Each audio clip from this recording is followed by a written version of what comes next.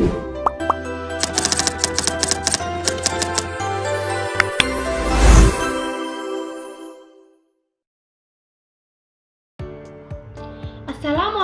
warahmatullahi wabarakatuh. Halo teman-teman semua, perkenalkan nama saya Deviana Eka Pawestri dengan NIM 23060220019 kelas 6A Tadris IPA FTIK UIN Salatiga. Video ini dibuat untuk memenuhi tugas ujian akhir semester pada mata kuliah Kapita Selekta IPA yang diampu oleh Ibu Feni Widianti MPD. Dalam video pembelajaran kali ini, kita akan membahas salah satu materi penting dalam pengetahuan alam, yaitu lapisan bumi.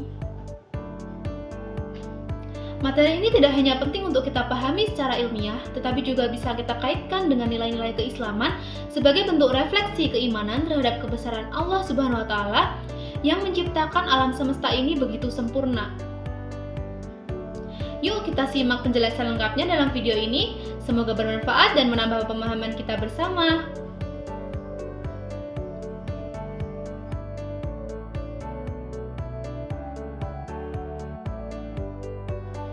Teman-teman, sebelum kita membahas lebih jauh tentang lapisan bumi, mari kita pahami terlebih dahulu apa itu bumi dan bagaimana bentuknya.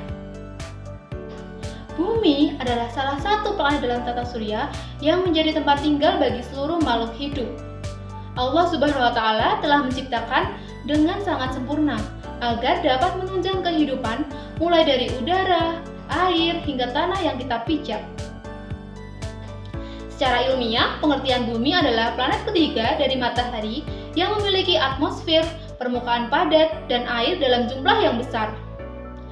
Bumi juga merupakan salah satu planet yang diketahui mendukung kehidupan.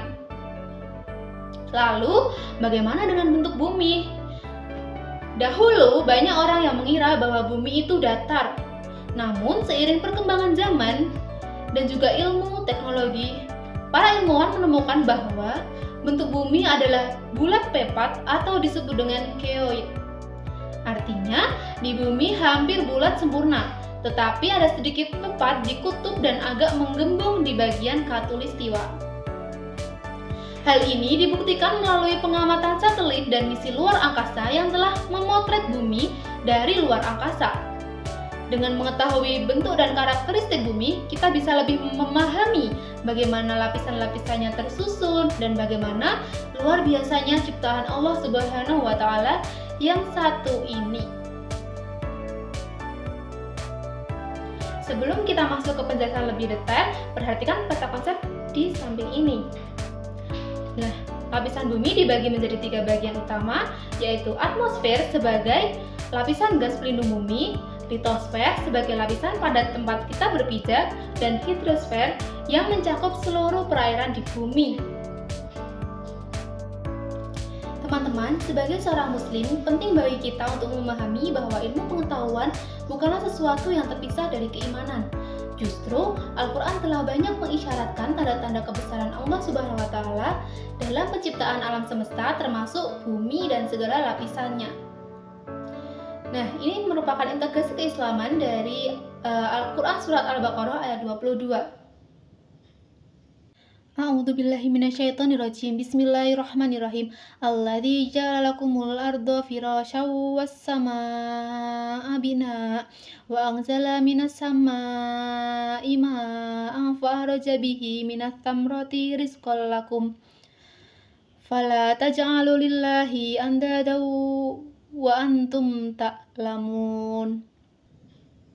Yang artinya, dialah yang menjadikan bagimu bumi sebagai hamparan dan langit sebagai atap, dan dialah yang menurunkan air atau hujan dari langit, lalu dia menghasilkan dengan hujan itu buah-buahan sebagai rezeki untuk kamu.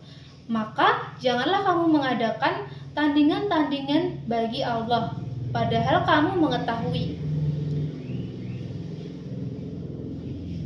Ayat ini menunjukkan bahwa bumi dan atmosfer bukanlah terbentuk secara kebetulan. Allah menciptakannya dengan penuh perhitungan. Bumi sebagai tempat kita berpijak dan bercocok tanam, langit atau atmosfer sebagai pelindung, dan hujan sebagai sumber kehidupan. Yang pertama yaitu atmosfer.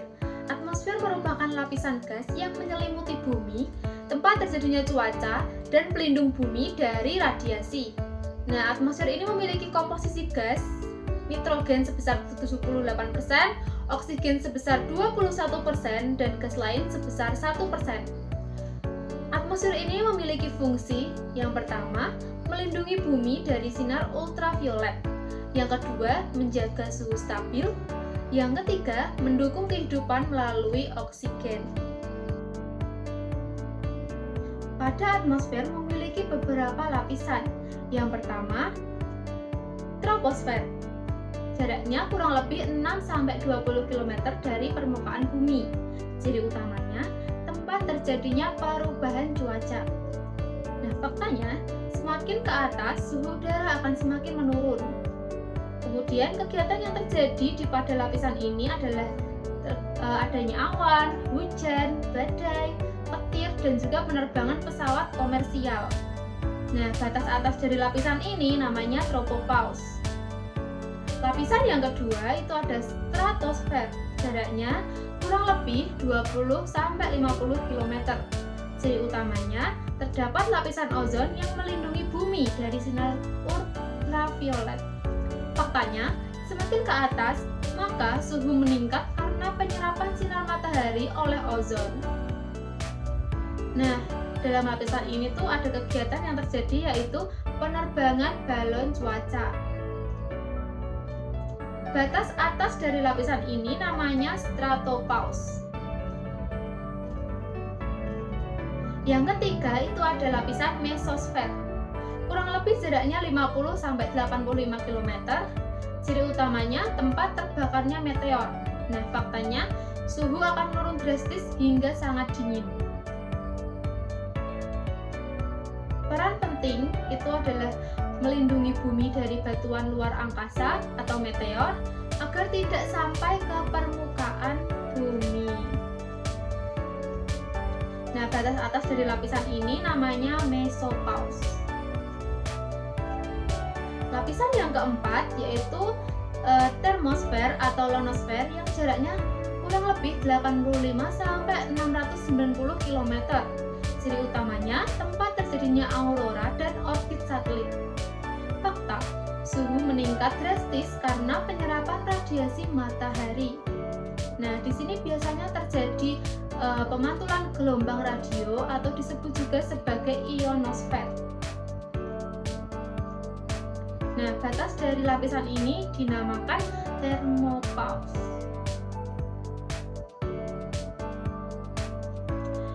Kemudian lapisan yang selanjutnya adalah exosfer. Nah, itu jaraknya hingga kurang lebih 10.000 km. Ciri utamanya, lapisan paling luar atmosfer mendekati ruang angkasa. Jadi udara sangat tipis, partikel gas bisa lepas ke luar angkasa. Nah, ini juga disebut dengan nama lain itu dispasosfer. Jadi, atmosfer tidak hanya sekedar udara yang kita hirup, tetapi merupakan pelindung kompleks yang menjaga bumi dari radiasi, meteor, menjaga suhu tetap stabil, agar kehidupan bisa berlangsung. Yang selanjutnya yaitu hidrosfer. Hidrosfer mencakup semua perairan di bumi termasuk laut, sungai, danau, dan es kutub. Air mengalami siklus yang disebut siklus hidrologi, di mana terjadi penguapan, kondensasi, dan presipitasi. Air adalah elemen penting bagi semua makhluk hidup, ya kan? Hidrosfer meliputi air dalam bentuk yang pertama cair, itu contohnya sungai, danau, laut, dan air tanah. Kemudian padat, itu contohnya salju dan es. Kemudian yang ketiga gas, itu contohnya uap air di atmosfer. Nah, fungsi dari hidrosfer ini adalah yang pertama menyediakan air bagi makhluk hidup. Yang kedua, menjaga suhu melalui siklus air. Tadi penguapan, kondensasi, dan presipitasi. Yang ketiga, mengalirkan nutrisi dalam ekosistem. Lapisan bumi yang selanjutnya yaitu litosfer. Litosfer tersusun dari kerak bumi dan bagian atas mantel. terdiri atas lempeng tektonik yang dapat bergerak, kemudian menyimpan batuan beku, sedimen, dan metamorf. Proses geologi seperti gempa bumi, pembentukan pegunungan, dan letusan gunung berapi terjadi karena dinamika litosfer. Nah, dalam pengertian luas, litosfer diartikan juga sebagai seluruh bagian bumi yang berbentuk padat, termasuk inti bumi. Nah, selanjutnya kita akan membahas bagian-bagian dari bumi. Bumi terdiri dari beberapa lapisan konsentris dari luar ke dalam, yang masing-masing memiliki komposisi, sifat fisik, dan juga suhu yang berbeda-beda. Struktur ini dibagi menjadi 4 bagian utama. Yang pertama, kerak bumi. Kerak bumi terletak di lapisan paling luar dengan tebal sekitar 5-70 km. Nah, dalam kerak bumi ini terbagi menjadi 2. Yang pertama, kerak benua, lebih tebal 30-70 km dan tersusun dari granit. Kemudian ada kerak samudra, lebih tipis 5-10 km, tersusun dari basalt. Nah, karakteristik dari kerak bumi yang pertama, tempat kita berpijak dan tinggal. Yang kedua, sangat tipis dibandingkan lapisan lainnya. Yang ketiga, bersifat padat dan kaku. Nah, bersama bagian atas mantel, kerak membentuk litosfer yang terbagi menjadi lempeng tektonik. Kemudian bagian yang kedua itu ada mantel bumi. Mantel bumi terletak di bawah kerak hingga kedalaman sekitar 2.900 km. Komposisinya yaitu batuan silikat padat dengan suhu tinggi. Nah, karakteristik dari mantel ini adalah terdiri dari bagian padat dan plastis atau semi cair. Kemudian di dalamnya terjadi arus konveksi panas yang menyebabkan pergerakan lempeng tektonik. Kemudian dibagi menjadi mantel atas dan mantel bawah. Nah, faktanya astenosfer atau lapisan plastis tempat lempeng bergerak berada di bagian atas mantel. Bagian yang ketiga yaitu inti bumi luar, terletak di bawah mantel mulai dari kedalaman kurang lebih 2.900 hingga 5.150 km dengan ketebalan sekitar 2.270 km. Komposisinya yaitu besi, nikel dalam bentuk cair. Karakteristiknya bersifat cair, bertanggung jawab atas pembentukan medan magnet bumi karena gerakan logam cair. Kemudian bagian yang keempat itu inti bumi dalam. Terletak di pusat bumi mulai dari kedalaman kurang lebih 5.150 km hingga pusat bumi kurang lebih 6.371 km dengan diameter sekitar 1.216 km. Nah, komposisinya besi dan nikel padat akibat tekanan yang ekstrim. Karakteristik dari inti dalam ini adalah sangat panas, diperkirakan mencapai 5.000 sampai 6.000 derajat Celcius. Kemudian bersifat padat meski temperaturnya tinggi karena tekanan dari lapisan di atasnya. Jadi, lapisan-lapisan bumi dari luar ke dalam itu yang pertama kerak bumi, itu lapisan paling tipis dan tempat hidup manusia. Yang kedua ada mantel bumi, yaitu lapisan batuan yang panas dan tebal. Kemudian inti luar cair, pembentuk medan magnet, dan inti. Pada lapisan litosfer terdapat 3 jenis batuan utama. Yang pertama ada batuan beku. Batuan ini terbentuk dari pembekuan magma atau lava yang terjadi baik di dalam bumi maupun di luar bumi. Nah, yang di dalam bumi ini disebut intrusif, contohnya granit. Kemudian yang di permukaan bumi atau di luar bumi itu namanya ekstrusif, contohnya basalt dan andesit. Kemudian batuan yang kedua itu batuan sedimen. Nah, batuan ini terbentuk dari pengendapan material, contohnya batu gamping atau serpik.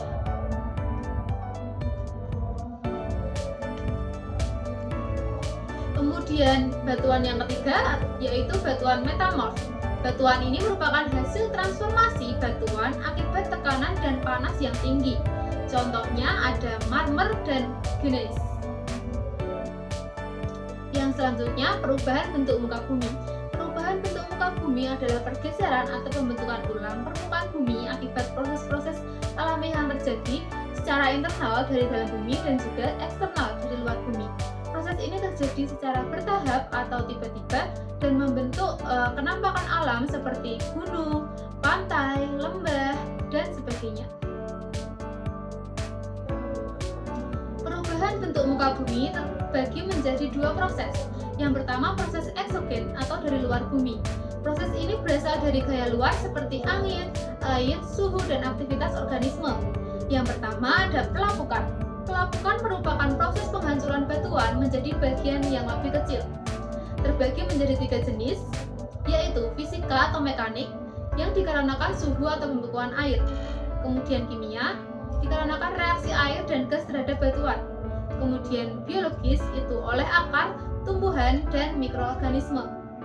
Yang kedua ada erosi. Erosi merupakan pengikisan permukaan bumi oleh air hujan dan air sungai, disebut erosi air, oleh angin atau erosi aelosis, oleh es atau gletser disebut erosi glasial, dan ombak laut disebut abrasi. Kemudian membentuk lembah, sungai, ngarai, pantai, terjal, dan bukit pasir. Kemudian yang ketiga, sedimentasi. Sedimentasi merupakan pengendapan material hasil erosi yang membentuk delta di muara sungai, kemudian tanjung, pulau baru, dan dataran aluvial. Proses yang kedua yaitu proses endogen atau dari dalam bumi. Proses ini berasal dari tenaga dalam bumi seperti tekanan dan panas dari mantel serta inti bumi. Yang pertama ada tektonisme, merupakan pergerakan lempeng tektonik yang menyebabkan patahan atau fault, atau bisa disebut dengan retakan atau pecahan batuan. Kemudian ada lipatan. Lipatan ini merupakan lapisan batuan terlipat akibat tekanan.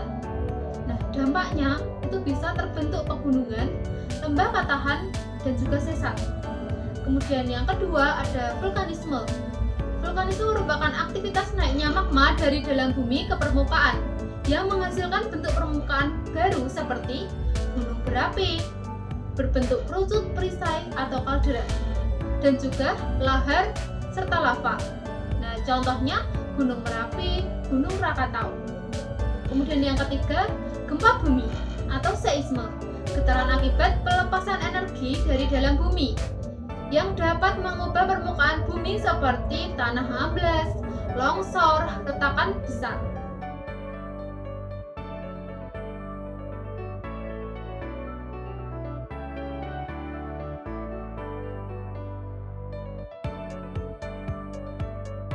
Alhamdulillah, kita sudah sampai di akhir video pembelajaran tentang lapisan-lapisan bumi yang mencakup atmosfer, litosfer, dan juga hidrosfer. Semoga penjelasan yang telah disampaikan dapat menambah wawasan kita tidak hanya dalam memahami struktur dan proses alam secara ilmiah, tetapi juga dalam meningkatkan rasa syukur atas kebesaran Allah Subhanahu wa Ta'ala. Ingatlah bahwa bumi ini adalah amanah dan sebagai manusia kita punya tanggung jawab untuk menjaga dan juga merawatnya. Terima kasih sudah menyimak sampai akhir. Jangan lupa terus semangat belajar dan semoga ilmu yang kita pelajari hari ini membawa manfaat di dunia dan di akhirat. Wassalamualaikum warahmatullahi wabarakatuh.